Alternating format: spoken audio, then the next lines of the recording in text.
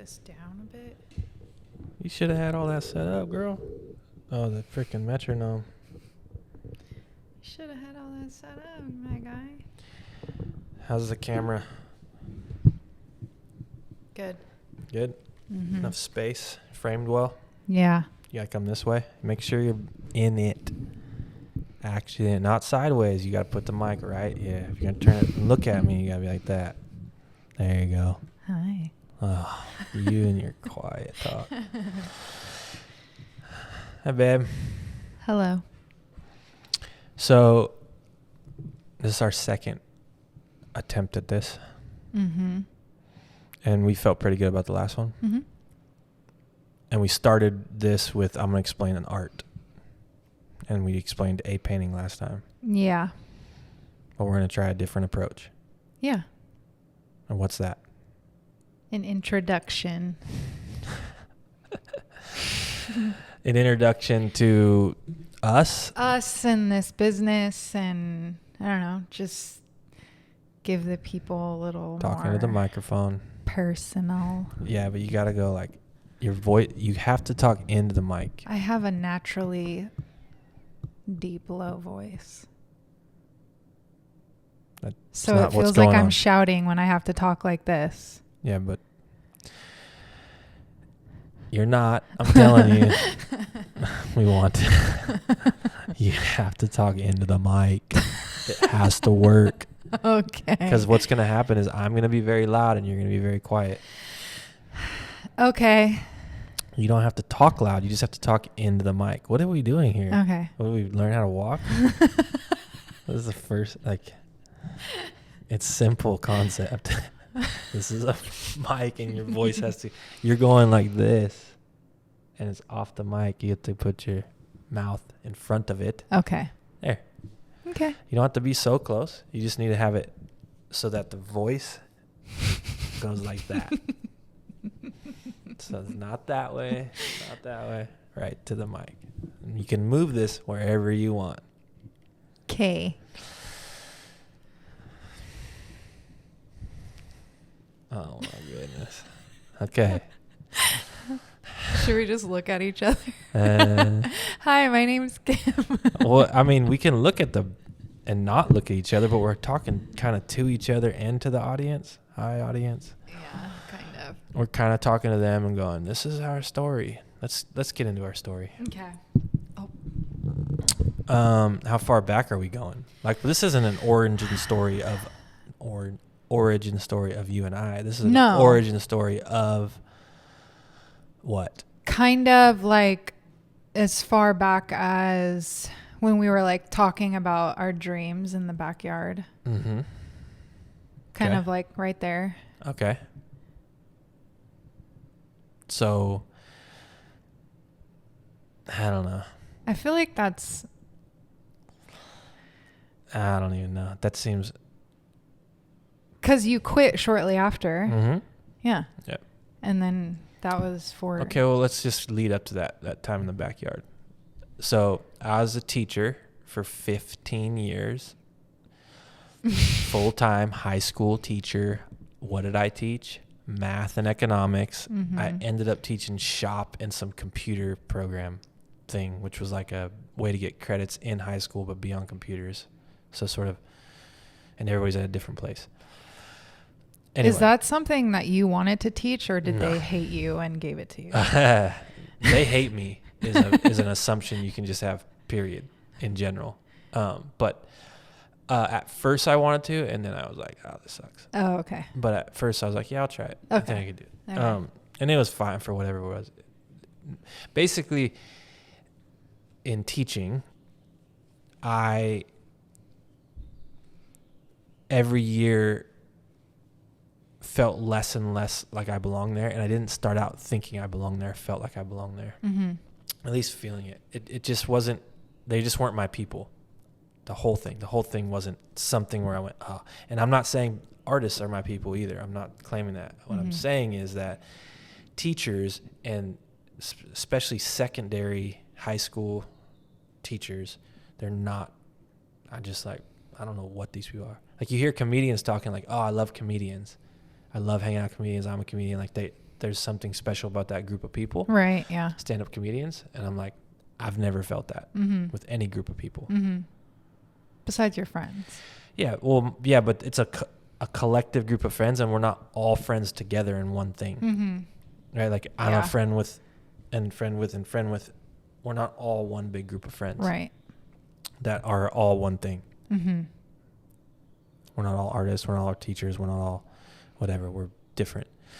And different reasons why we're friends, like how we even got introduced, etc.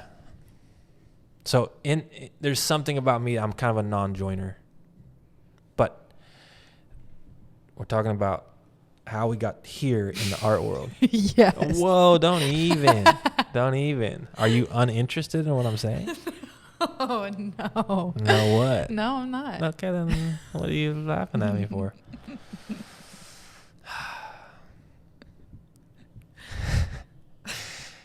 We're trying to tell the story of how we got here. I was a teacher for 15 years. I was unhappy in that profession for multiple reasons. Yes. I started out thinking teaching was a good place that we did good work. And then I got to a place where I thought it was neutral, whereas like it depends. It's just a tool. It depends how you use it. Then I got to a place where I went, no, I think that we're harming human beings. The entire system is harming human beings, the secondary education in general. And that's a whole nother podcast or discussion, but that's what I started perceiving and feel like. And so once I got to that point, which is right around the time I found God. That's a problem? No. Right around the time I found God. So I was seeking truth. I found around the age of 33, I found God, the truth of it. And I started seeking his will and praying and going, how can I serve you? Changed my life completely as far as how I operated. I no longer operated off what I thought and felt and liked. I operated off of what I was hearing. And that's a whole another story. And we wrote a book, Sanchez and I. And great book. Thank you. Called An Uncommon Truth. You can look into that book. That's the foundation sort of to everything now that's going on. You can get it on Amazon. Yes. Or here in the gallery. Mm-hmm. Okay. So for 5 years, I was a teacher after I found God and was thinking and feeling that it was not a good place in general and definitely not a good place for me. And this whole idea came from when you're like, did you want to do that or not? So I was trying to find a place in that system. Like maybe it's just I'm teaching math and I shouldn't be. Yeah. Maybe I should be teaching something else. Maybe Right. I should be doing something else. And I eventually got a shop job because I was starting to I was always doing stuff outside of school that was art or creative with my hands. Mm-hmm. From building furniture, painting, tattooing, doing music. That's what I gravitated towards outside of my profession. You just want to do that on the mic? Do you want to do it louder? That's weird. You're a weird podcaster. Okay. Wow. I just needed a little ASMR in there. Got it. Just randomly in the middle. Just sorry for interrupting. Go ahead. Pick your nose on there too, like we can hear it and see it. Okay. Do you want to talk about what you saw during this time? Through the teaching years and finding God and how things changed? No, I mean, I saw what you were like when you came home every day. What was that? Awful. What does that mean? Like, I was an awful person? No, you just felt exhausted and unfulfilled and I don't know. Frustrated, yeah. I remember feeling that and feeling like I need to go make something to feel like I didn't waste my day. Yeah. Just do anything worthwhile. Because I felt like I wasted like 8 hours of my life at this place. Yeah. I'm doing nothing good. Right. Like, just trying not to do harm to anybody. Which is very hard. Mm-hmm. And feeling my energy zapped from all kinds of people that were off and doing a job that I felt like there was no point. Yeah. Just like, You would come home and go straight to the couch. Were you depressed, do you think? I don't know if I went straight to the couch, but in general, I went to Towards the couch the and then, end. yeah, but then I went to outside, Yeah. out in the shop. Yeah. Yeah. I think because there was a point where, like, before the couch has been a steady thing generally. When I I'm know, tired, that's but where like I I go. could feel your, like, I don't know, your energy when you got home, and it was depleted. Yeah. And I think there was a time before you would go out into the garage and work that you just, like, were struggling. Well, I was struggling being a teacher probably always. Remember, I got sick like literally once every 3 months Yeah. since the beginning of college till I got out of teaching. I got sick pretty much once every 3 to 6 months with I'd call it a stress cold. Yeah. And I was looking for why that was happening, because I would like eat super healthy, sleep, work out, like, and I'd still get sick. Mm-hmm. And it's like, oh, you're around a bunch of kids all day. It's like, yeah, not every teacher's getting sick all the time. Matter of fact, I had people that I knew that were not getting sick at all, right? Yeah. And it was like, and then he claimed like, well, it's just I work out and eat really right and have a positive attitude. I'm like, let me try it. It's not working. Right. And it's not till I got out of teaching that I don't get sick anymore. Yeah. I'm not like that. Right. Yeah. I rarely get sick now. Mhm. It's like, whoa. And I'm not healthier actually, like as far as physically. Like I'm not in better shape. I don't eat better.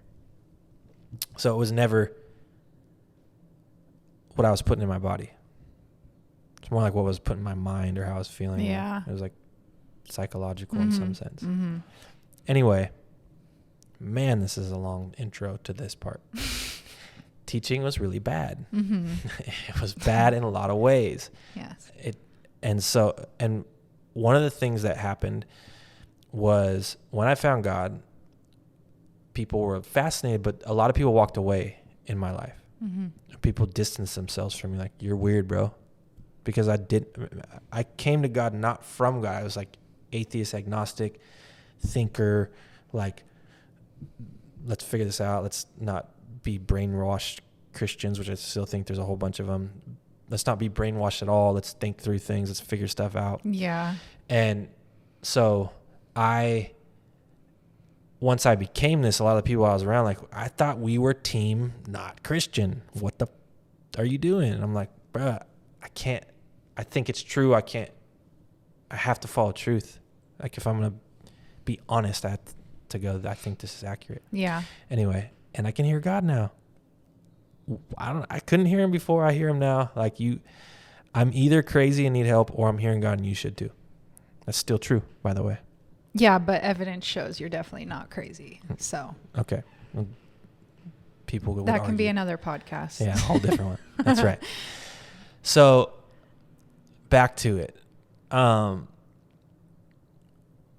What had happened wasn't happy at work, had a lot of time as a teacher, gravitated towards making things, art, drawing, painting. And at that point we had owned houses, and because I'm a teacher and you're a stay-at-home mom, we didn't have a lot of money.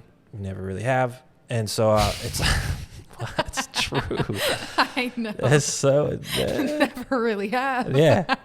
I'm like, it's not different now. I know. And I go, oh, all of a sudden I found God and we're rich. We're not rich. We are not. No. So I would make a lot of stuff that we practically needed for our homes. Mm-hmm. We shared 3 homes together at that point, different actual houses.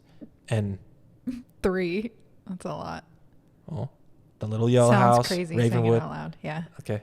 What? Not to me. I've had like 38 homes or something weird. So 3 is not that much. So we've, babe. Okay. There you go. So I started making stuff for the house. The kids would be very impressed with what I make, bunk bed or whatever. Mm-hmm. And I liked doing it, and I was able to be very resourceful and make things out of unique stuff, or at least reclaimed wood, which I wasn't doing it because it was reclaimed. I was doing it because it was in a junk pile. Yeah. And I'd drive around 2 junk piles and get junk, and you'd see stuff, and then eventually people were like, oh, you want this? Yeah, I had to, right? So I started doing that, and I remember in school, I'd watch makers make things on YouTube, just as to put time by. Like, it was interesting to me. Mm-hmm. There's like making stuff, like, and I'd just watch it, and I'd think like, I just learn stuff or think I could do it, try it, whatever, be interested, try it, and this was all in the last. This is years. I don't know how many years. It's hard to. That first bed I made in 2009, for instance, I made our bed that we sleep in. Oh, yeah. All right. And right now it's 2022. So, but it was around that time I started making stuff Mm-hmm. and not really liking work a lot. Found God in 2012, and then really didn't like work and was getting better at making stuff Mm-hmm. and doing art. And Mm-hmm. when I found God, it was like, stop making music and stop tattooing and stop pursuing those other art forms that you were pursuing and just sort of create in the backyard. And so I was doing that Mm-hmm. a lot. Made stuff for our wedding, made jungle gyms for the kids all the time, furniture, et cetera, et cetera. And then we bought another house, worked on that one, got it all buttoned up. But we were house poor, and we were in our dream home, Mm-hmm. what we thought at the time was our dream home. Mm-hmm. And we started sort of resenting it because it's like we bought a house that was big and at the top of our budget. It's, one income being a teacher. And I was like, I remember the loan guy was like, bruh, Yeah. you could technically afford this thing, but actually I've seen this happen. I don't know what's good. Like, it doesn't really add up. Right. And I'm like, bruh, don't worry about it. Why did I say that? Because I got God. I'm like, God wants me to buy it. I don't know what to tell you. Yeah. I know it doesn't make sense. I know we can't afford this. I don't even want to move.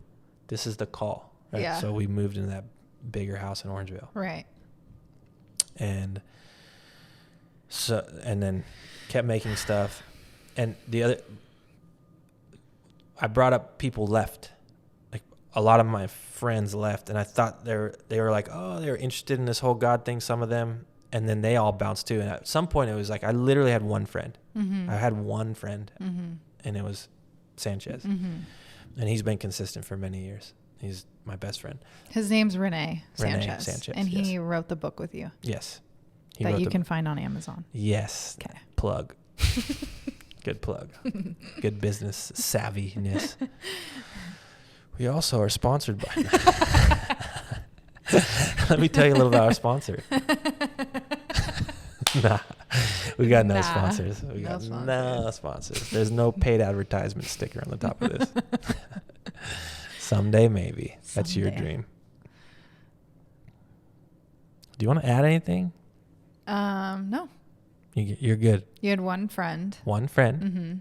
And so I had all this time on my hands. Mm-hmm. And he got busier too. So like I wasn't, or maybe he was normal busy. I mean, he's a dad and kids and coach. And so like there was times where it was like, I got nobody to hang out with. And like, I'm a father and kids, and I have a job that's like, I'm trying to do as little as possible for. Mm-hmm. And so I'm like, get home feeling very unfulfilled. And we have a new home, like house projects. So I was just doing a lot of house stuff. Mm-hmm. And actually with Sanchez, I helped him move a friend, other friend. And there was an old welder, a really bad old welder. I didn't know it was a really bad welder at that time, but I'm like, he's like, you want it? I'm like, sure, I'll take it. I'm pretty handy. I like tools. Welder, cool. Welded once, sucked really, really bad. Couldn't weld, didn't know what I was doing, even after watching YouTube. And so bad that I quit. I quit for a year, 1 year. I still was making a bunch of stuff, doing a lot of woodworking, etc., but I didn't weld. It bothered me for the entire year. It just sat on me like, what the, like. And I remember asking our neighbor, Hank, hey, can you teach me how to weld someday? And he laughed at me. And I remember being like, that's a weird response. Like, I don't know why you're laughing, but it like hurt my feelings and it made me go like, whatever, dude. Like, I was just asking. Like, so after a year, I went back out. I studied YouTube more. I got a couple other things, and I was just like, I'm just gonna do this until I can figure it out. And I had some projects, and I did them, and they still work to this day. Like, they actually welded metal together. They're ugly as all hell, but they worked. The welds were ugly, like the truck tailgate thing on my truck, still have it, the little mouse tail, and like the little like thing that opens up in there. Those are like the two of my first welding projects. And they still work, still have the truck. So from there, I just kept welding, and then scraps became not just wood, came metal too, and then I could do the two together, and that was sort of an obvious link. And once you know how you could do something, you look at metal differently. And I threw one piece of metal away. I felt really guilty, like some piece off my truck, and I'm like, I'll never throw that away. So I kept keeping all my scraps and then wanting to use them. So I just kept making stuff, and then people liked what I was doing. Like, you're really good, and maybe you can do this for me. Some friends did that, and then like, maybe we should try selling this on Craigslist. And I remember making a different bed just to sell, and this he was like a Sac County sheriff guy, and he had like kids in Oak Ridge. He was like well-to-do and like retired, and his kid was like going to Notre Dame to play football. I don't know if you remember that. Do you remember that? I do. From El Dorado Hills. Yeah. Yep. And he's a woodworker, and he made cool stuff out of like wine barrels, and he saw my stuff and was like, I like your stuff, it's really nice. I'm like, oh. It just it hits different when someone who is doing it on some level goes like, you have a gift or you have talent or whatever, versus like, you know, a friend who's just in your corner, or you're like, oh, cool. You don't know if they're saying it because they're there at your house being nice, or if they're like, nah, that's dope. So when some stranger comes and buys it, spends real money, real time, and also is like super sick, I'm like, oh, okay. And same with the we started selling at Home Goods here in Folsom. Remember Home Consignment Center. Yeah. And remember the lady came, and had a few things out, and she's like, who made this table? This table's dope. I'm like, oh, well, it's for our home. Like, I could sell that for $3,000 easy. And we're like, take it. Right? Like, at that point, like 3,000 was like, what? Yeah. $3,000 for this table? That was crazy. Yeah. Right? Because we sold that bed for $500. I mean, I was making like $10 an hour making this stuff. Like, sick. I was pumped. Right? Yeah. Like, I'm like, I'll do this for free. You'll pay me anything for it? Because I wasn't making a living at it. It was just like, I was just doing it. Yeah. Call it a hobby, but it was more than a hobby. It was like what I was just doing with my free time. So it was more of something else. I don't know what it was. It was the call is what it was. It was like, I was, again, praying about all these things were prayed about. Like, do this, move this way. Yes, go back to this. So people want to hear the story without that in it, I feel.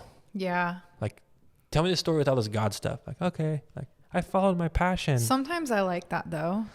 Yeah, maybe because I know, and it's like I want more like meat to the story. I don't know, more like what's the word I'm thinking about? Substance. You think there's more substance without God? No, Like when you say, "Oh, well, I prayed about it," I'm like, I know, I get that. You want the but like, thoughts, I some of the thoughts and I feelings? want like yeah, Gotcha. like substance. Like yeah, that. well, yeah, because when you say you pray about it, and that's sort of really the basis, and that's the truth. Yeah. It's just simplifies it to a point of like, 10 years ago, I found God. I prayed about every single decision since then, and now we're here. Yeah. That's like, okay, but tell me more. Yeah. Right. I got you. Okay. Yeah. So, but I want to caveat all with I've prayed along the way. So I did not follow a passion. Mm-hmm. Passions change. Mm-hmm. I did not follow my dream. When you say we dreamt about this, it's like, that's not quite right. Because one way to think of it is like, I just wanted to have a good life. And then finding God was like, oh, this is how you have a good life. You just follow God. But I didn't, like, the dreams have changed. Well, I mean, we dreamt of just having a dope home in Orangevale with kids in a pool, and we had it. Mm-hmm. And we were miserable. And it was awful. Yeah. Yeah. Why was it awful for you? Because we couldn't afford anything, and it was overwhelming. Too big. Couldn't afford to like renovate. Yeah, Couldn't afford to go out to eat. Yeah. Couldn't afford to like have nice things along with having a nice house. It was like, have a nice house, but like go to Winco and buy beans. Mm-hmm. Like that. Like you have no budget, and every month was a struggle. Right. Like literal penny to penny. Yeah. Yeah.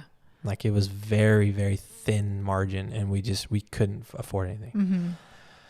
Mm-hmm.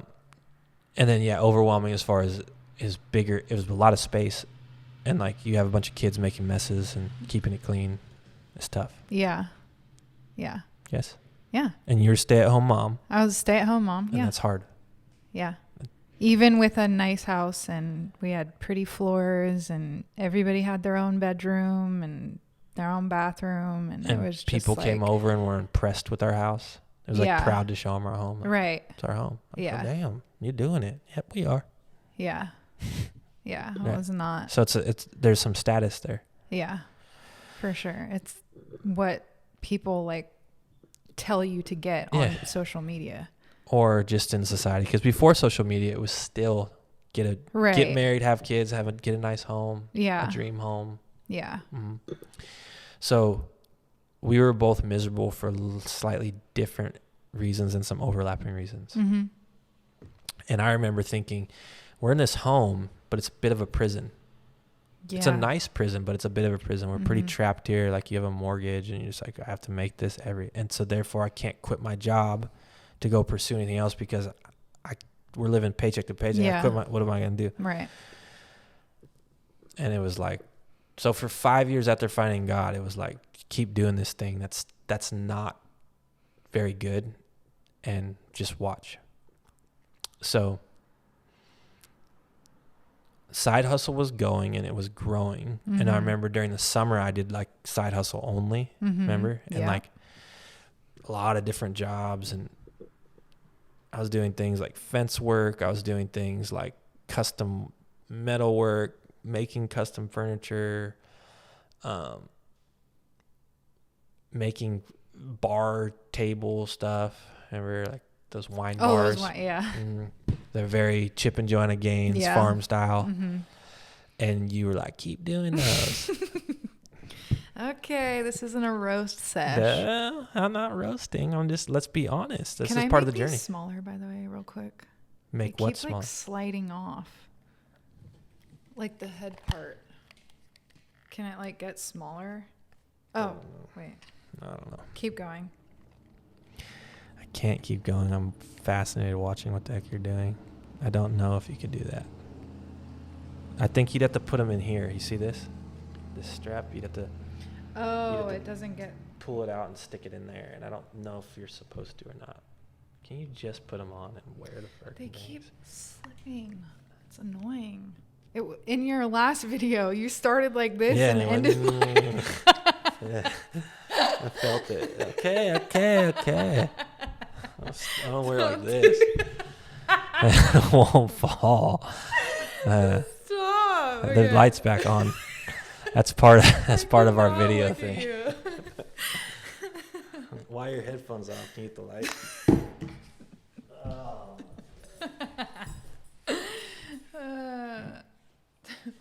Also, can you turn the air on real quick? Oh, yeah.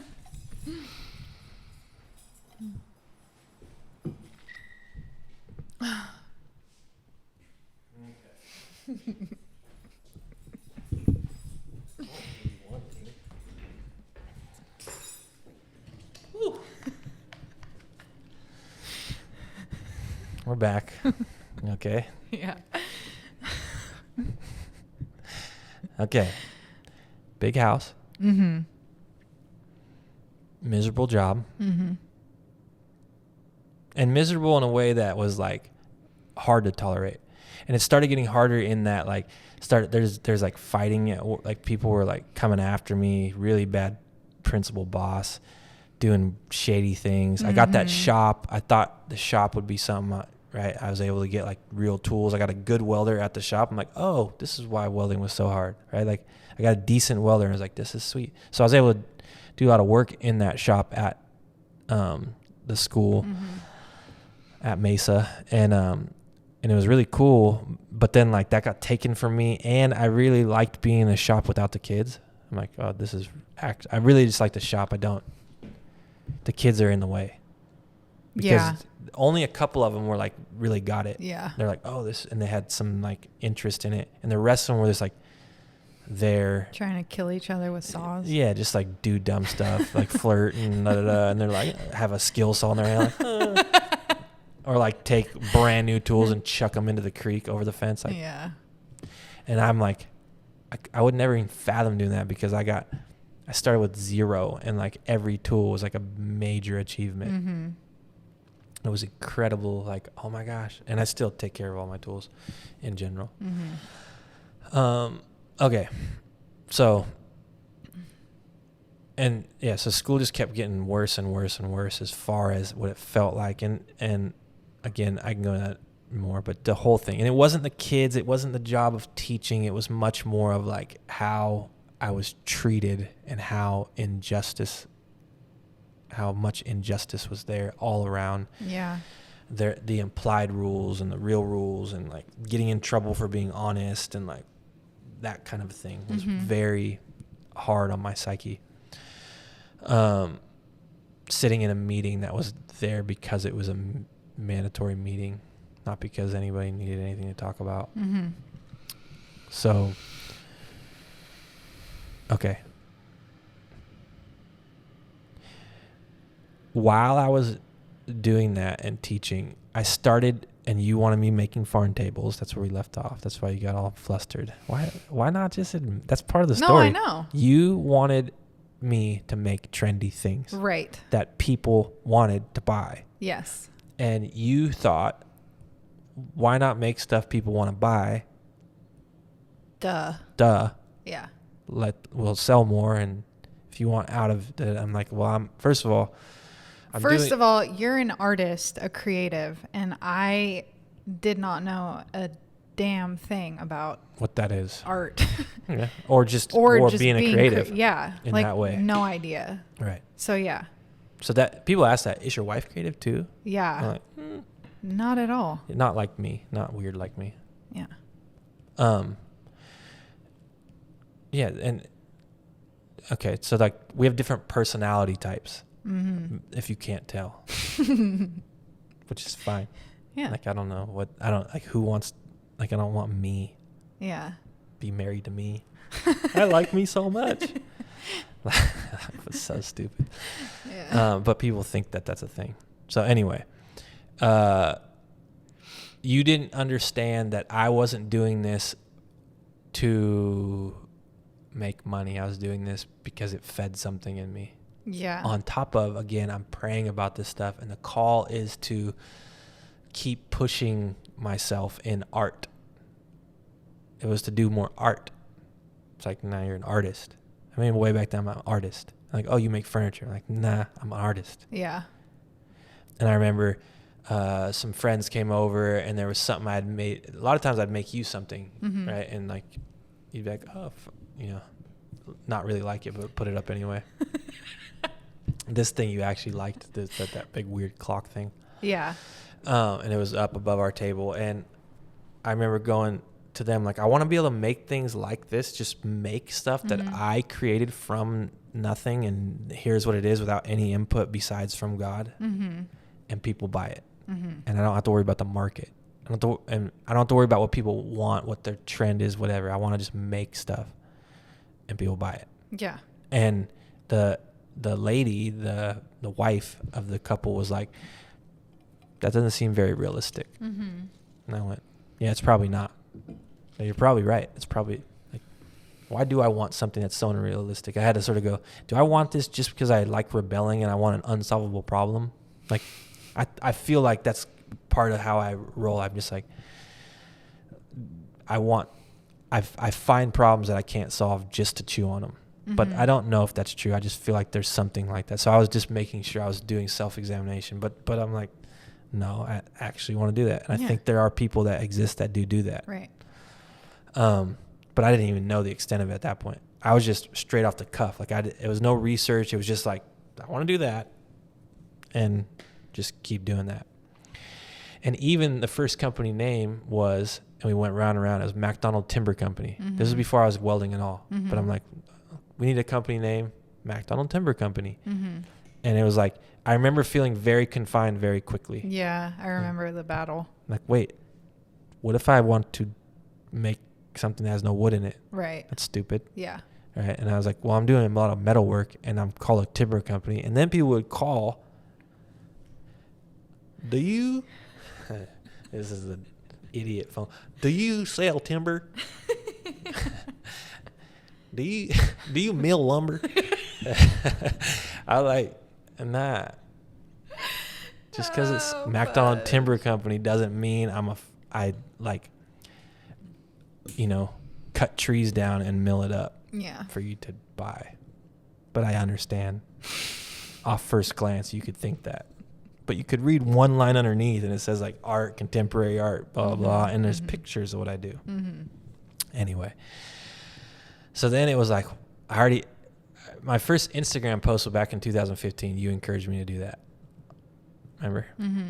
And I remember being like, oh, this is a thing. And I'm not really down with social media. And like, and then like took pictures of stuff and put it on there. And like, okay. And whatever. I'm still not very good at it. But yes, you are. It's way different than I was then. And I think about it way different. I was very reluctant and resistant to it. And there was a learning curve, and I was resistant to learning about it, all that stuff. Yeah. But I remember being like, okay, put this on there. And then I remember getting like a client off of there at some point, not too far after that, like, oh, dang, this works. Okay. Where are we at? My lost story. You haven't quit yet. Oh, MacDonald Timber Company. The name Yeah. So I want to be more free. I'm an artist. I feel like I have more in me, and I don't want to, I really despised the title of furniture maker. It made me feel gross. I'm like, nothing against furniture makers, just for me, I'm like, that's not what I am. Right. I know it. We were also at the Folsom Farmers Market for months as MacDonald Timber Company. That's right. Yeah. And on Instagram. And that's kind of where. Well, just in general, I'm like, I'm an artist, and people would say, you're an artist. Yeah. They would tell me, I'm like, I don't know, I'm just doing stuff. You like it? You want to buy it? Yeah. Like, I wasn't worried about what I am. I was worried about, I'm doing this and people want it and I want to make some money, and this might be a way out of the ridiculous. It was still very far-fetched. It still felt like 25 years away. Maybe after 25 years I can quit my job. Or 10. So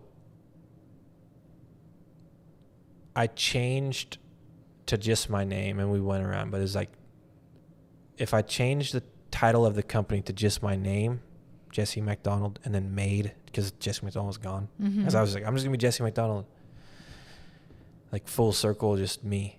And therefore, if my thinking was I can put anything out and the unifying factor is me. Yeah. And I remember listening to Gary Vee at the time, and he's like, if you're an artist, you don't want constraints, just be you, and then whatever you put out is under your name. I'm like, oh, that's perfect. So I remember thinking it was such a big decision, and it's like nobody cared. which is a huge, even doing this, like putting out a lot of stuff, and like the world's very busy and everyone's got their own stuff. People care way less than you do about the stuff you put out, just in general. Yeah. So like and like, what are people gonna think, and are they gonna be confused? I'm like, well, they're confused about McDonald Timber Company anyway. Like, just do it. And I remember like feeling relief when I did it, but the hemming and hawing beforehand was like, why did I do all that? Yeah. And then remember even like taking pictures. Like I was like, oh, pictures. And then it's like, like pick which one out of the 10 million we took, and it's like, oh my, okay, is this the one? Is this our brand? Do I look the best in it? Oh my god! I know. Just there's so much that's like. Yeah. Over the years, I've learned just do it and do it quickly. Make a decision, move on, get to it. So that's how I operate now. A lot more. There's still hemming and hawing, but anyway, we're at change the name to Jesse McDonald. I did a art. I started making wood and metal, and I was like, I'm just gonna wall piece. I'm just gonna make a wall piece, and like, I don't remember the very first one. Maybe it was like the portrait of you or something like that. And people are like, oh, that's sick. I'm like, oh, this is way easier than furniture, and it's way better, and I like it more. So I started doing more of those, and then people were like, I want that. And they were also like, I want you to make me that, and I'm willing to pay thousands of dollars for it. Right. Versus a piece of furniture like, I can go to IKEA, or I can, I don't know, it's furniture. Like a piece of art is just different. It hits different. It's unique. It's like there's pros and cons, but the market reacted differently to when I just did pure art. And I'm like, oh, like this is what I've always been. And so, and again, so like the tattooing and the drawing and the painting from before, when I wasn't with God and I was just doing it and making music, all kind of came together with what I was doing, creating stuff for the house. It was like, oh, I can do stuff in the art world with this other medium and still be creating and actually get paid for it. Okay. Man, this is a long story. Thanks for the encouragement. Why aren't you going? No, it's fine. It's good. No, it is. It's fine. It is long, but it's fine. Do you want me to stop? And the end. We're here now. No. Okay, bye. Okay. So where are we at? Change Jesse the name, start making art. Made. Do you have any questions? No, I don't. That's it? Yeah. Okay. I don't have questions. Okay. You want to add anything? Not really. Started going to the farmer's market. People reacted well there. And it started, that's when things started going, it'd be cool to have a place that was more permanent, because it's a pain in the butt to haul all this stuff in my truck once a week and unload it and load it back up. And nobody understood that. It's like getting up at 6 a.m, Sanchez would come. We're like, and then the night before I had to think about it, how to get a good spot. Right? And then it's like 1 PM. I got to load it back up, drive home. Then I got to I got stuff in my truck. I got to unload it, put it back in the garage. Yeah. Right? Yeah. Boys are helping. And it's just like, man, just for what? Like, and I'd sell like a piece. I think I sold something every time except once, which was cool. But then it's like, dang. Yeah. I remember being like, that's cool. Yeah. Because it wasn't like tiny stuff. Right? I'm like, the fact that I can sell any of it was always like, this is sick. People want this stuff. Okay. So then it was like, in the job, independent of all that stuff, job got really, really bad. Started getting like really fighting with the district and principal, and it was like, I can't keep working here. I need to get out of here. Yeah. I don't know what we're gonna do, but I can't be here anymore.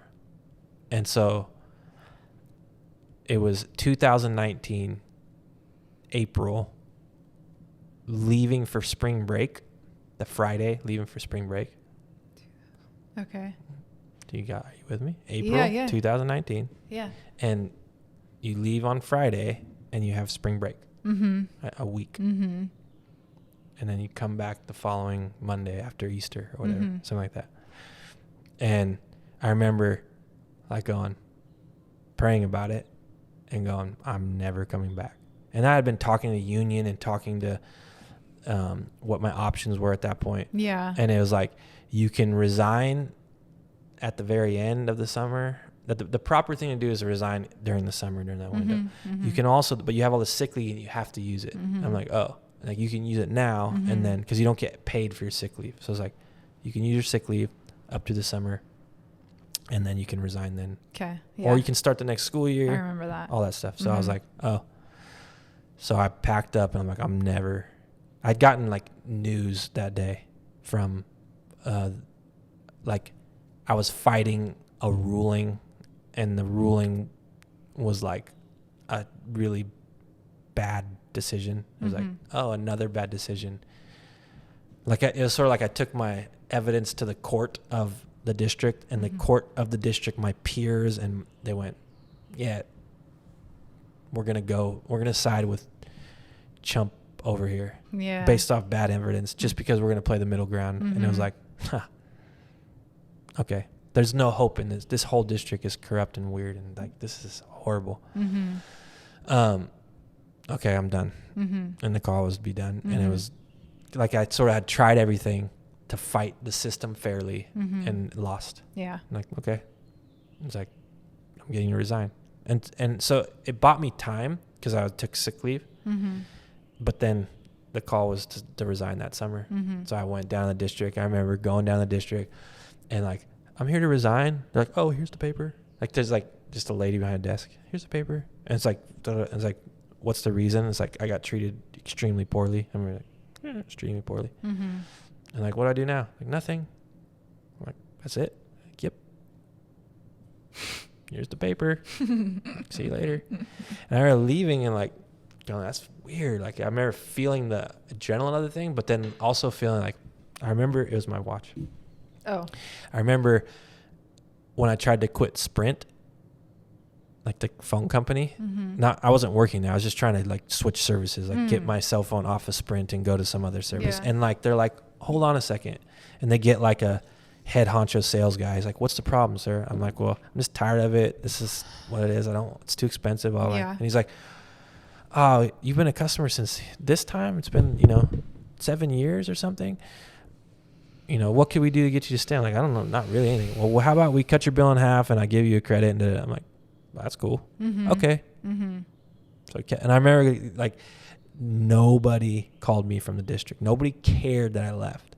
Nobody even went like, are you sure you want to do this? No, nothing. It was just like silence. And I remember like, that's weird. Nobody called you like, period, to be like, wait, why were you treated poorly? Or what happened? Or like, are you sure you want to do this? We really need teachers. Or like, it was like cricket, silent, nothing. To this day, nobody has asked me or talked to me about it. Not one. I mean, besides like Sanchez, who's my best friend, just knew everything. But like nobody from the district went, oh, nothing. So, and I was after 15 years of working for that district and going to school in that district. Like that's, I don't know if that's normal, but if it is, that sucks. Yeah. And it was like a really cool reminder that I did the right thing. Yeah. But here we are in April, knowing that I'm not going like, what are we going to do? And I'm like, at that point, I started doing this stuff full time in April. I'm like, I'm just going to do this full time. I'm just hustling. I was on sick leave, but it was like I had to go to the doctor to get like stress, anxiety, like just a note that said, you're suffering from stress and anxiety at work. Got it. So it wasn't like I was faking an injury. And you turned that in? Yeah. And still nobody called you and was like... No one's like, are you sure you're okay? Yeah. Nothing. Bizarre. Yeah. So... and at this time when you quit and you were like making stuff, you didn't really like... shame on me, but you like didn't have support. Like everybody was like, you can't, this isn't going to work. There's no way. Oh yeah. Like everybody, I don't think you didn't ever not support me, but I didn't feel that from you. But like family, like both of our parents were like, you're nuts. Yeah. Like literally said it. You're crazy. You're nuts. What are you doing? This isn't going to work. Yeah. And like you have a pension. I remember saying like, I'm going to get out of teaching to this other teacher who's a nice guy. He's like a nice guy teacher, like one of the better guys. And he's like, what are you going to do for medical? Yeah. I'm like, I don't know. Yeah. Like, but this sucks. And he's like, yeah. I can't. Or like, talking to someone else, like, can't you do both? Can't you like follow a dream and do this? Yeah. Can't you teach and be an artist or something? I'm like, everybody thought you thought I were was crazy. Yeah. Or stupid or yeah. both or what's another one? Reckless. Yeah. Oh yeah. So yeah, it was not met with more like, I knew you were crazy. Yeah. We'll see how this pans out. You're nuts. So that was family, and we didn't have any friends at that time. And besides, Sanchez was supportive and like he was still scared of it. Mm-hmm. He's still going like, this is crazy, mm-hmm. but I get that this is the call. I get that this is what God wants. I get mm-hmm. that you're on and with him. Yeah. But it's scary. It's hard to watch. It's crazy too, because I remember like Ellen definitely like was pro this decision, and she actually like made me more comfortable with this decision. That's good to hear. Yeah. So so then shortly after making this decision, I met with some new friends that were old high school friends / who owned a local brew pub, Doyle's. mm-hmm. I met with Melanie and Pat, mm-hmm. and they were gung-ho about it. They're mm-hmm. like, don't worry about it. Like, we did the same thing. We mm-hmm. opened up our own restaurant, and like a bunch of haters and naysayers, don't worry about it. Like, you're doing the right thing. We believe in you. And they had actually supported through money and through social media mm-hmm. and through positive. Money as in they ordered stuff. Yeah, they actually ordered stuff. Yeah. But just like super encouraging. Mm-hmm. Like, you got talent.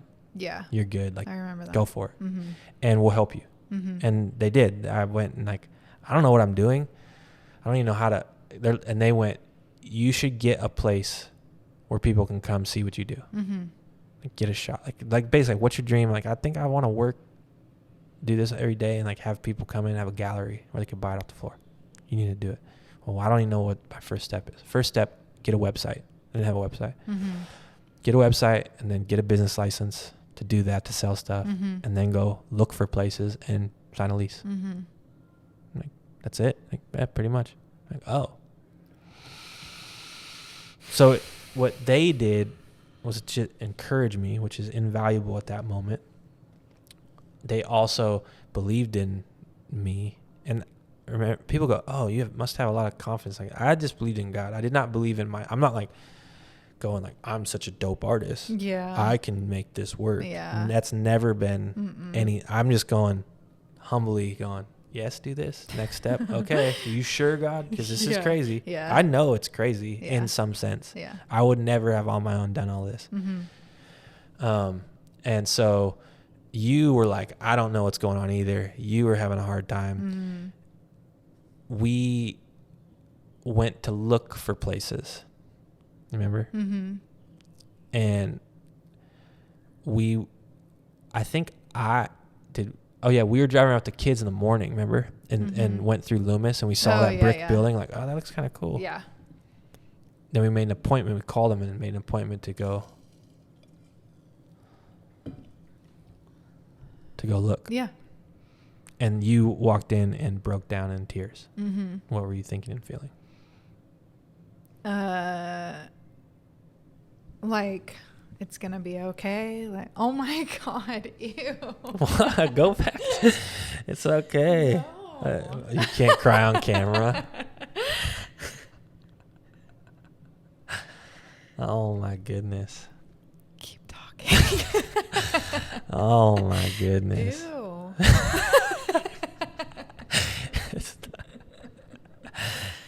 So you felt like relief, or like you saw the dream finally? You saw like, oh, this could actually happen? Yeah. It was a beautiful brick building, and you can like envision us there downtown Loomis working. Yeah. Before that, you weren't seeing it. No, it like when I walked in, I like remember just like feeling this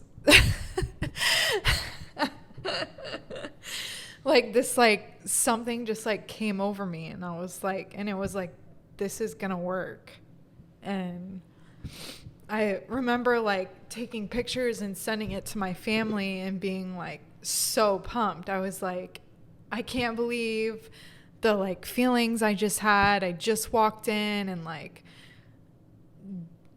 was like cleansed with something, and like I was just super pumped, super excited, and I was like, this is gonna work. And I think everybody was excited.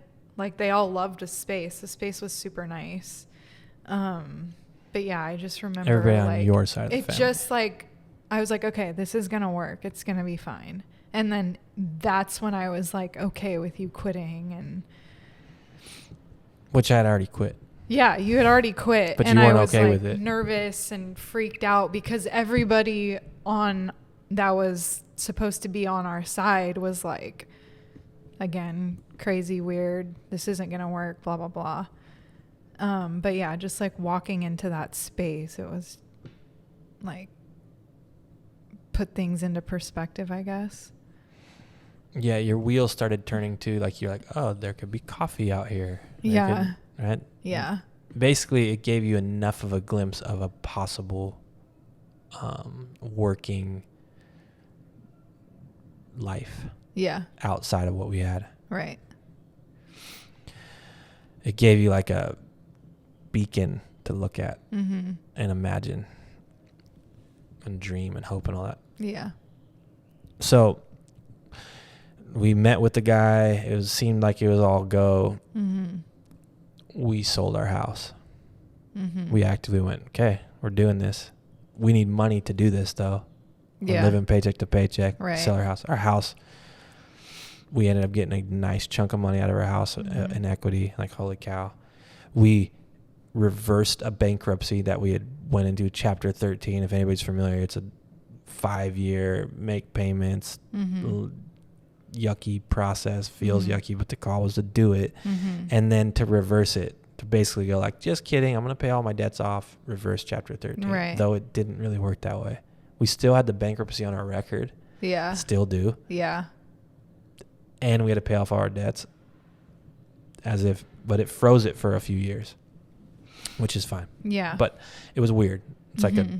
like, why not just finish the bankruptcy? That's what people were like, why don't you just finish it? Like, because we need to go right now. Yeah. We got to sell the house. Yeah. And we can't sell the house within this bankruptcy. Right. That was part of the deal. Yeah. So we had to sell the house, pay off all our debts, reverse the bankruptcy. We did that. We came with a good chunk of money, which gave us freedom to give this a shot. Then Loomis fell through. Mm-hmm. Like literally like not ready. Like they didn't even, like none of the things the landlord said were going to happen. He took forever too. and just, Yeah. But also like, again, not things like that do take forever because everyone's waiting on somebody else. He's Mhm. waiting for the electricians to get things done. Yeah. PG&E has to come out and inspect. The inspectors have to come out. Like just stuff takes a long time. And I'm like, just give me electricity and I'll do all the work. I can't go in there with no electricity because I need it. Like, and I can't even do that. Right. Yeah. And he couldn't even guarantee the electricity. So we had to pivot. Mm-hmm. So we had already sold our house and we were planning on moving stuff into that place. I was going to go from my garage, our garage, to, which was my shop, to that place. Mm-hmm. And it was like, nope. Like, oh. So we had to find a rental and then move everything into that garage, which is even smaller. We went from a 3-car garage to a 2-car garage. Like, oh. So we stuffed everything in there, all my shop equipment. And I just started working out of there like I was doing before. Mm-hmm. And it was a hard time. It's like, what are we doing here? Right. We sold our house, quit my job, and I'm just working out of the garage. Now, I was still doing stuff. I made things there. I made the praying lady there. I made the koala there. I mean, this head, like I was making stuff. It's when I met Hayden. Yeah, the praying lady was like pivotal point in my mind because like I didn't even know you could do something like that. So I was like, oh, explain that. I mean, you went from like making furniture to this really cool sculpture. But I was doing, I did your profile or your portrait. That's so different. A You sculpture? think That that's praying easier? lady was cray. See, I didn't know I could do it either, by the way. Yeah, that's what I'm saying. Right. But it still was like, oh. And you just felt like, oh, this is something way I was different. like, That's fascinating. oh.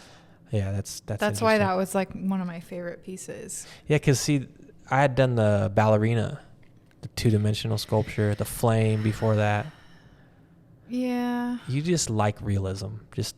You just like realism. I think it's different still. It was the boobies. The nipples on the praying lady. Got you. You're so annoying. Mammary glands. You're like, those are really real. Good job. I didn't know you could do that. You know. Anyway. You're like, I'm not going to say anything. This is inappropriate. This is a children's podcast. PG-13. Okay.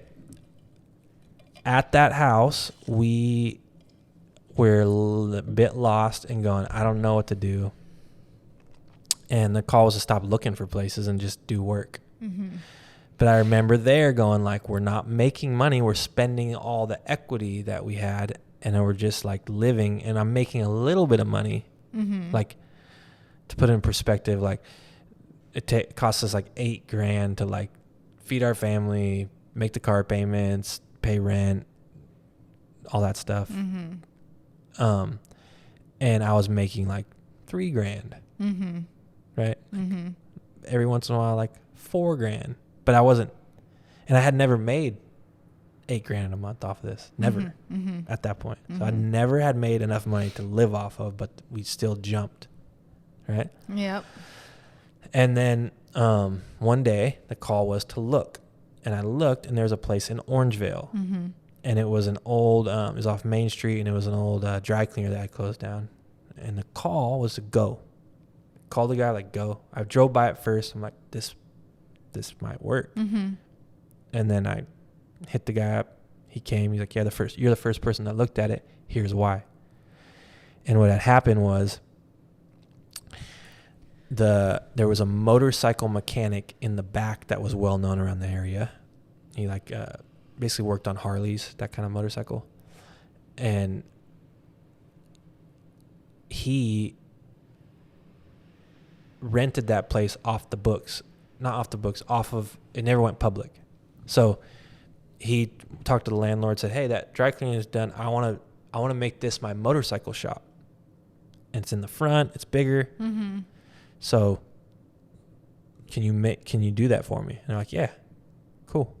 So the landlords start making the dry cleaner into a motorcycle shop. And what they had to do basically was like gut it and then put a big sliding door in it. Like a big one, mm-hmm. like a 10 foot by 10 foot garage door mm-hmm. in the back, which there wasn't one before. Mm-hmm.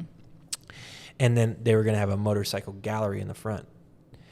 And the day before he was going to sign the lease and get the keys, he got in a head-on motorcycle collision and died. Mm-hmm. And the landlord's telling me that. And so we put it on to Craigslist or whatever, wherever I found it, some other site like that. And you were the first person to call. And I was like, that's give me chills. Like, that's really weird. Mm-hmm. It's weird because like, first of all, like, man, like someone died. Yeah. And I'm getting this beautiful opportunity off that. And I don't know how the people are going to feel in the back. Yeah. But also, God told me to come look at this day, this time. And I wasn't looking before that. Mm-hmm. And I looked. And I wasn't even looking in Orangevale. Remember, we were looking in Loomis. We were looking in other places that had more like historic downtowns to have a gallery. Well, this is like Main Street, Orangevale is not a shopper's paradise. It's not a shop. It's like I had a motorcycle club. I had a motorcycle club next to me, like Sons of Anarchy style, right? I had my neighbors were like a abandoned plumber like place. Across the street was like a liquor store, and like Blooming Deals was next door. Right? Like it's, Yeah. it's like, nope, get it. Got the lease, signed the lease. Guys were cool. I'm like, all I need is like a electricity for my welder. They did it. It ended up being really cool. One of them was very supportive as far as like he actually bought art. He's like, oh, cool. And he's, I'm like, that's really, really awesome. The dad who kind of started the whole company came by. I really liked what I was doing. So that was very cool. Then there's a whole bunch of people like, what are you doing opening an art gallery in Orangeville? I don't know. I'm praying about it so I get. And like my name was up, which is a really cool moment. Like Jesse McDonald made on top of this building. It was very a big sign. Orangeville's first art gallery. First and only ever, probably ever will be. Like straight up, like, yeah. It's like. I love Orangeville. Me too, but like it'd be like opening like. It's not a shopper's paradise. Yeah. That's what I don't know. I'm trying to think of like, it'd be like opening like a meat slaughter company in like Beverly Hills. Yeah, like what? Wait, meat slaughtering like a company once you hunt and you get meat slaughter. Like those are cool. Well, there was one of those in Orangeville. Like, but like that's what would be in Orangeville. Yeah. Not an art gallery, but an art gallery in Beverly Hills. Okay, get it. Anyway, stayed there for 2 years. And at the beginning, it was very successful. It was like, and I was doing a lot of commission work. People were like curious. People were coming to me with all kinds of like different metal work. And I had this gallery to fill up. So I just got to keep doing stuff. I went to a client's house, which was the landlord who actually bought art, and he hired me to do a different art stuff. And right at the bat, and I remember going inside and I was like, his house, and he had this big painting, and it was just huge. It was like 8 feet by 8 feet on the wall. And I was like, it gave me chills. I'm like, what the? I've never been moved by art like that. Just because the only time I ever saw it was either in a book, other people's art, or where else? Like a museum. And I don't like museums, art gallery, like that kind. Yeah. I'm like, boring. Everyone's Super been here. Boring. Like lamesy, like a bunch of traditional painting. Like, that's cool. Yeah. Yep. Or like art that's so out there. Like, what is like? I don't know what this is supposed to mean. It's like a piece of wood with a wedding dress draped over it. What is this? It's art, bro. I'm like, you can't buy it. Yeah. And where do you put it? Yeah. Right. So I walked into this real person's house and saw a real piece of art, and it was like, that's so sick. So then, like, I'm like, I own an art gallery. What am I going to put on the walls? And Carl's like, paint. I'm like, okay. So I started painting. And nobody was really messing with it. 'Cause I wasn't painting, like, again, realistic stuff. It was like abstract and weird and dabbling with. I was just doing all kinds of stuff. Now, some people, I don't want to say nobody, but it wasn't like well received on Instagram, let's say. Right, yeah. It still isn't. Yeah. To this day. Right. More so now, though. Oh, yeah. People are messing with it now more. But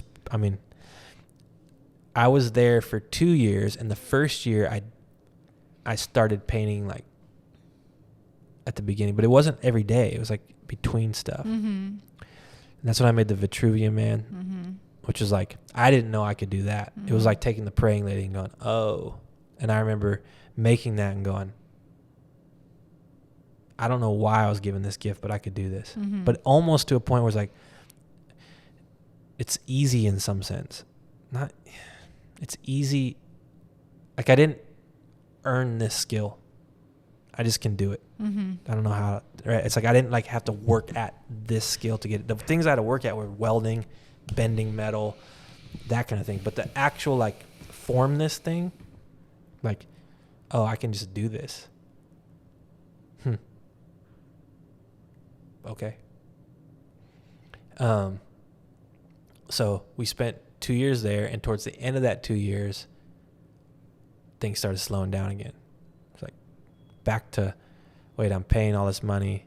At that point, life was like 10 grand a month, and I'm making 8, 7, $4,000 this month. That was through the pandemic and everything. One month I took the entire month off. I made $4,000 that month on an earn and wrote a book. Mm-hmm. And that book hasn't come out yet, the second book. Mm-hmm.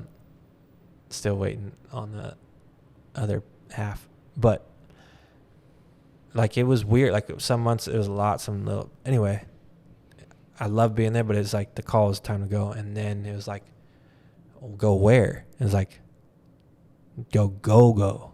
Like maybe the ocean's the thing. So we went on a road trip, packed up everybody in the minivan, went on a road trip. And I was like, we gotta like go. And then you're like, oh, here we go again. Cause it's like, right? You know, when I come to you with, I'm getting this weird thing, you check and you're like, shit. You from the very beginning. Yeah. From like, hey, you're pregnant. What? Shit. Yeah. Right? Totes. Teds. Do you want to talk at all? No. Okay. You're doing a great job. Okay. So our savings basically has dwindled. Yeah, to our something savings scary low. It was low at that point. From the time we sold the house and we had a big nugget of money. Every month it went down a little bit. Right. And some months we put stuff back in there, but overall over the 2 years it was like to a point where it was like, okay, we got some left, but not very much. Right. And God wanted us to literally use that thousands and thousands of dollars on traveling, which was to travel, crazy. but with a purpose. It wasn't just a vacation. We were actively looking for a place to live. Yes. And it was like every moment pray, and we went all the way up the coast, California, Oregon, Washington, and it gradually got worse and worse and rainier and colder and colder and isolated. That's the thing that felt the most about that was like, this is very isolated. You're way out here. Yeah. You're out here. And if there's nobody tourists, like, what are we doing? Yeah.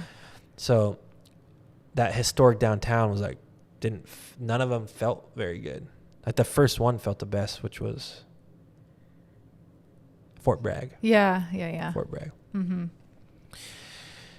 So we ended that trip, and coming down through the middle of Oregon, we're like, this is even better. Right.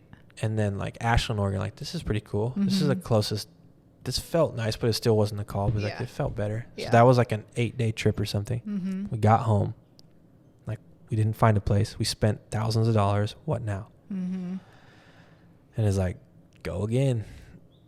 Right? Like, literally. Yeah. And we were all like, no. Yeah. Again in the cars. Like, that's what I'm getting. Yeah. And so everyone was excited for the first trip because we hadn't been on vacation for a long time. And like, the kids were young and like, oh, sweet. Yeah. This time was like, they know what it's like to travel in a minivan. Yeah. For days on end. With a dog, a puppy. And get out and unpack everything, go into a hotel, go back in. Like, everyone just felt that. Yeah, literally nobody wanted to go. We were all... Yeah. Well, I mean... Nobody wanted to. Yeah. I didn't want to go. You were probably the most excited. Probably, yeah. But still, nobody wanted to go. Yeah. This time we got like Tennessee. We went all the way to Tennessee and back. Mm-hmm. And through Utah and New Mexico and some Arizona and got to Texas. And we're like, cool, maybe we'll go check out Austin and Waco. Yeah. And like on the way down there, it was like we got out in somewhere. I forget the exact place. And it was like hot. Wichita Falls, maybe? Yeah, Wichita Falls. Yeah. It was hot. And this was in December. We were in December and it was gross hot. Yeah. And we're like, God, nope. We went straight north from there to Oklahoma City. Yeah. Which wasn't much better, but it was like, okay, this isn't death. Mm-hmm. So that wasn't it. Missouri, Tennessee, not it. Tennessee was way worse than I thought. We saw one town that was, but kind of overwhelming. And then the mountains of Tennessee was like very touristy, like stupid touristy, like all Lake Tahoe. Like, this is dumb. Worse than Lake Tahoe. Yeah, but like it was extreme, but it was like that, like, worse than Lake Tahoe, but like touristy. Yeah. And not in a good way. Right. And like we sat in a line for like an hour to go like a mile. Yeah. We're like, why are they taking us this way? Oh, this is why they're taking us this way on Google Maps, because this is nutso. Mm-hmm. It's like turn your car off and wait. Yeah. Nutso. And mind you, we're on a road trip. And this is like day 10. or some. I don't know. I think 8 days we turned around. Tennessee was 8 days in, something like that. Okay. Anyway, I don't remember. Heading back, we're jamming through. You. At again, that point, were we like, let's just get home? No. I don't remember. At that point, we had been to a little bit of mountains at the beginning of the trip. And you were like, I think I actually liked the mountains.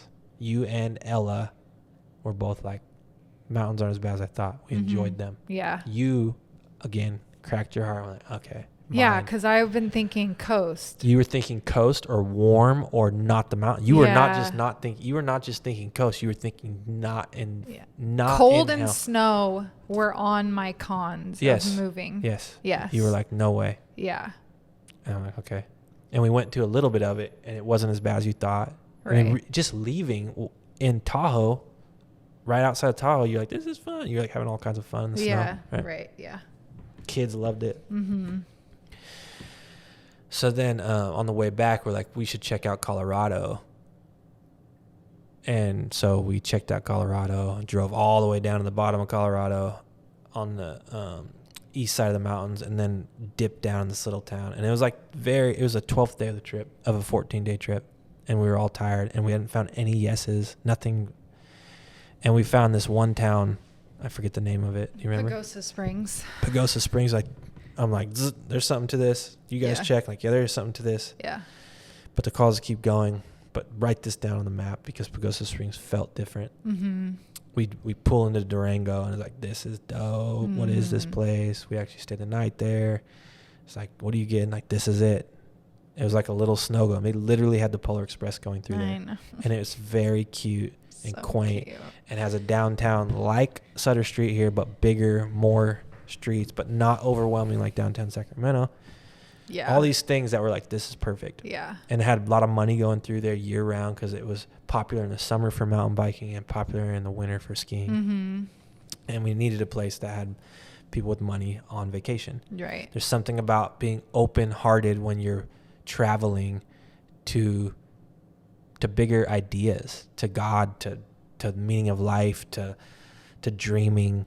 And that's in general what kind of art does it. Like, it's like a more it's a higher thing in humans.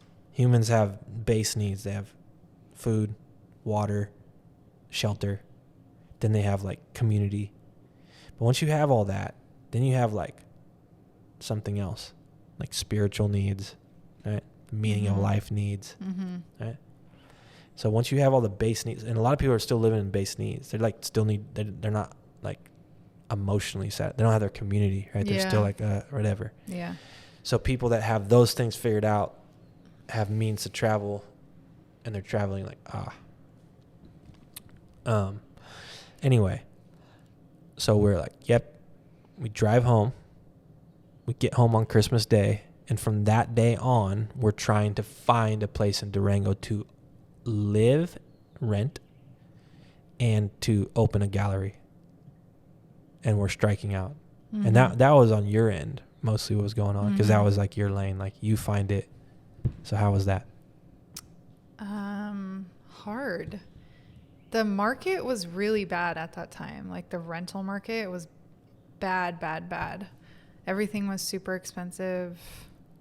Also. And went super fast. Also, it's a college town, and kids are in school, and no one's moving in the middle of winter in Durango. Yeah, it's not like, they're like, just wait till the spring or summer and like a bunch of stuff opens up. And we're like, we don't have the luxury of that time. I was not working in the shop in Orangevale. Like, things had dried up, and it was like all focused on moving. And we were moving everything out of our house to move. We were selling furniture. We got rid of that bed from 2009 I made, bought trailers. Like, we were spending money in order to move. So no money was coming in, and all of our savings was going to getting ready to move. Scary. Yes. Yeah. So all of the rest of December, all of January, striking out. We get into February, and mind you, it's like we're living too, but not making any money. Mm-hmm. And making no money. Right. And then finally a house comes up, and it's like, they hit us back. We do a phone interview, FaceTime, like, and we love you. And then And we're like, yeah, we're going to get this. And then she hits us up like, I went with someone else. You are my number 2. Mm-hmm. And mind you, our credit is horrible because of the bankruptcy. Yep. And we didn't spend time building our credit. We just were going like no more credit. We just had 0 credit for years. We had been using cash for years. Cash only. Years no and credit. years. Yeah. Yep. And so our credit score was 0 actually. Mm-hmm. Like literally 0. Yours was a little bit because you went off the grid and got some credit secretly. So your score was a little bit better than 0. What up, Target? We even sold the van that we took the road trips in and bought a 4-wheel drive brand new car to go to the mountains and live in the snow. Dope car. Which was part of why you were so open to it. Oh, I get a new car if we move in the snow. Like, yeah. No biggie. Like, yeah. sweet. I'm like, Yeah. okay. That's all it took. I would have done it years ago if I knew that. You did that with my ring, too. Oh, if we make it here. That was like I'll get you Death your Falls. ring. Really? I did do that? Yeah. That was not connected. Sorry. Sorry to put you I through got that. my ring, You though. got your ring. But I forgot about that because that's a really messed up thing to Don't do be on ashamed. camera. I am ashamed. Why? No, like because it was wasn't cute. connected. Okay. It was fun. It wasn't like do this or else. No, it was fun. I didn't set the mark like super far. You the couldn't hike get it. was crazy and hard, and you were like, if we make it, it was good. It wasn't bad. Okay. Well, it sounds like I'm being an asshole. No. Like setting if you run 100 miles in one stretch No. and swim across the ocean, No. then I'll marry you. No. That's you were already going to marry me at Okay, that point, though, okay. so it doesn't really matter. Okay. Just set It was fun. Okay, good. But yeah, that encouraged me to like push through and go to this freaking waterfall. Yes. Got that it. took a literal day to get to. More than that. More than a day? Yeah, that was a 4-day backpacking trip. Oh, okay. Something like that. That's crazy. Mm. Okay. It was like 2 days to get to the thing, 2 Yeah. days back. Yeah. So then you were like, if we move to the snow, your van's not going to work. Yeah. And I was you're like, oh. dope, let's go to the snow. Right. Because you hated that van. Since before we bought it. You hated the van always. It was just a call. You put up with it for a long time. Thank you. Okay.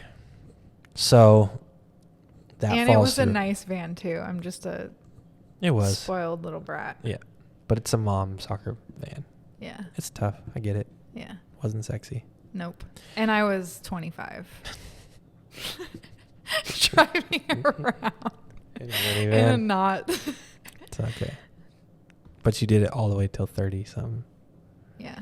Anyway, where are We we? bought a pretty car. A brand new car. Yeah. Again, couldn't afford it. That was a whole thing. Yeah. Oh, you got no credit? I don't know how to do Literally this. The couldn't car afford dealer is it. like, bro, Yeah. maybe you should go down to Paul Blanco's. Like, what are we doing at a regular car? Like, it was like, he was like kind of embarrassed for us. Yeah. I'm like, I don't know what to tell you. Okay. So, another place in Durango, actually out Pagosa Springs more like, came up, right? That had like a 3-story A-frame. Oh, yeah. That was yeah, further. yeah, That was yeah. like Pagosa Springs. Yeah, right. The commute would have been An like hour. 45 minutes. Yeah. Okay. So, but it was like, okay, that's the new spot. Get it. Yeah. We do another phone interview. They love us. He says, Yeah. yes, we got House you. is ours. It's yours. Yes. The rest is technicalities. Right. Like, sweet. Yeah. So at that point, I give 30-day notice to the house we're living in Mm-hmm. and to the shop. Mm-hmm. 5 days later, the guy sends you a text and goes, I have some issues. Yeah. After he said all good, and Mhm. after our hopes are up, and after Mhm. we're like, he gave us a verbal yes, no problem. Mm-hmm. And even after like, hey, our credit's not that good, and let you know there's a bankruptcy on it, and he's like, no problem. And gave us this whole like credit's not. Yeah, and he like gave us that story about his sister. Yeah, like she's a doctor and her credit sucks, so don't worry about it. Yeah, yeah, yeah. So then I get on the phone with him and he's like, yeah, a new business here, like an art gallery, like, I don't know. I don't want to have to evict you. I'm like, this doesn't sound like a negotiation. He's like, it's not. I'm like, why are we on the phone? And he's like, I hope you're not mad. And I just was silent. Yeah. Sort of going, just get off the phone because I have nothing nice to say. Right. And this is weird. Yeah. So that sucked. That was super depressing. Like, it fell through. That was very depressing. And it's like, dang.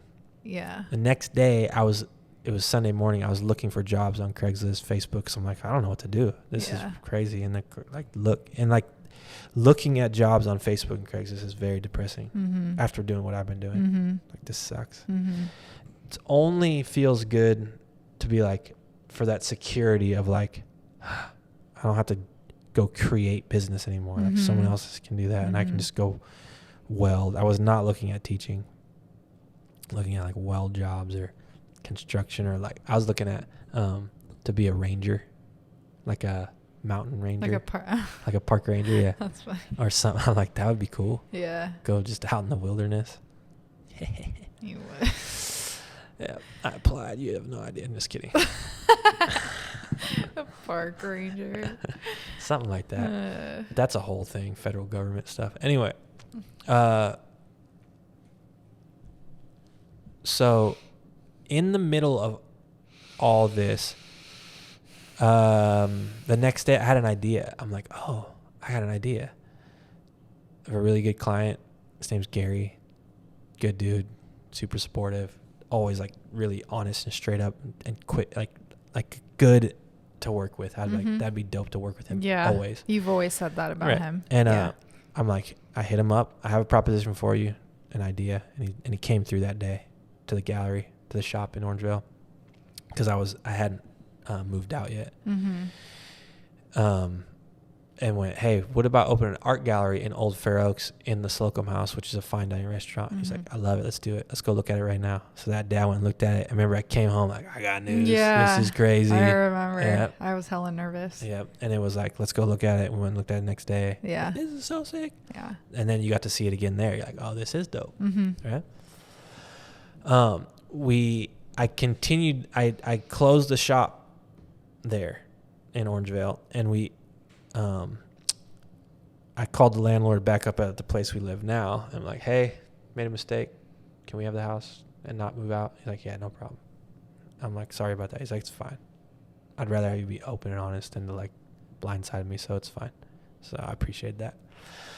So we started working every day at the Slocum House, creating an art gallery. We had all these like, oh, we're going to serve drinks and we're going to have events and it's going to be this cool thing. And Gary kept saying like, oh, you can put other people's art in here too. I'm like, nah, sorry, it's not the call. Like, it's just gonna be my art. He's like, yeah, but what if they don't like your art? I'm like, well, I don't know.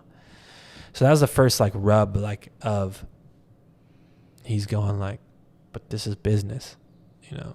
And then like the liquor license thing fell through.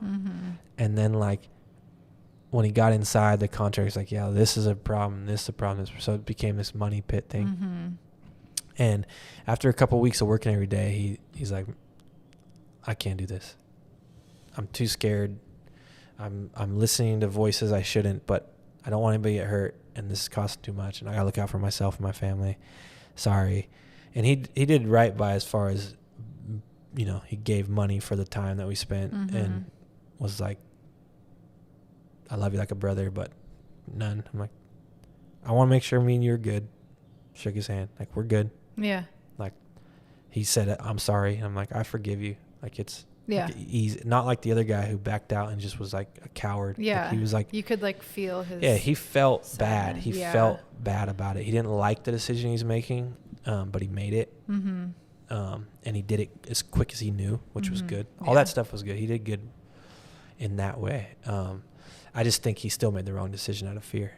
And I don't know. I haven't talked to him since. I'd like to talk to him someday and just see what after looking back, what happened and how he feels about it. Yeah. You know? Yeah. But it's not a burnt bridge at all, at least on my end, and I don't think on his end either.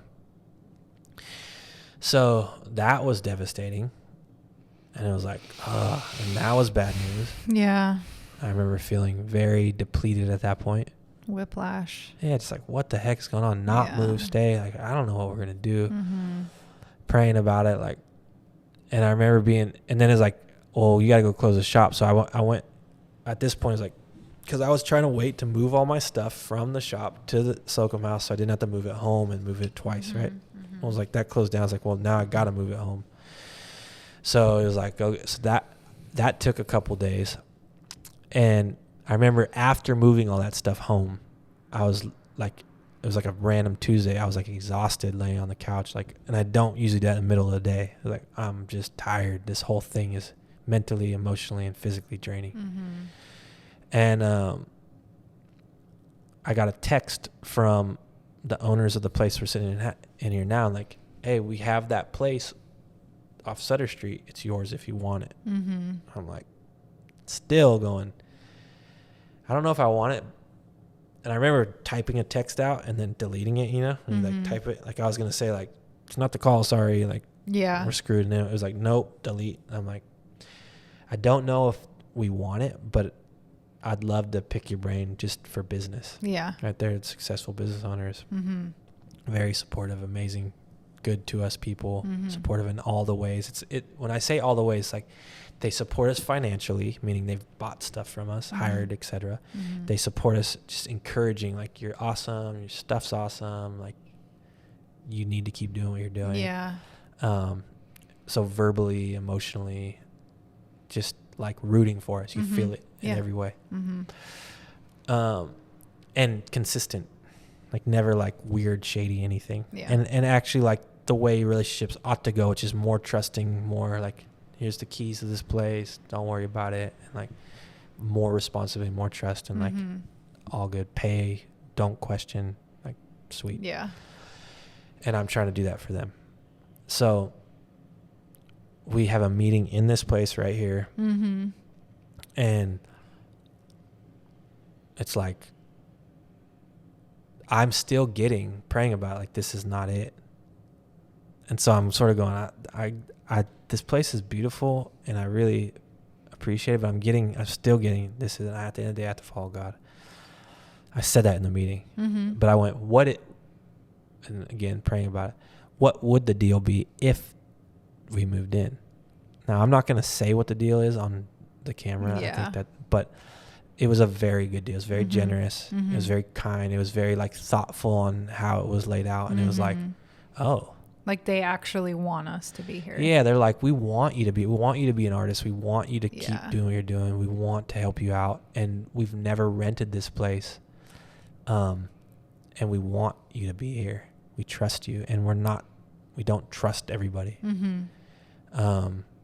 So please consider it. And it's okay if not. And if you don't want it right now, you want to do it in a little while. Like, it was very like, no pressure, but please say yes. Yeah. Kind of thing. Right. And we're like, man.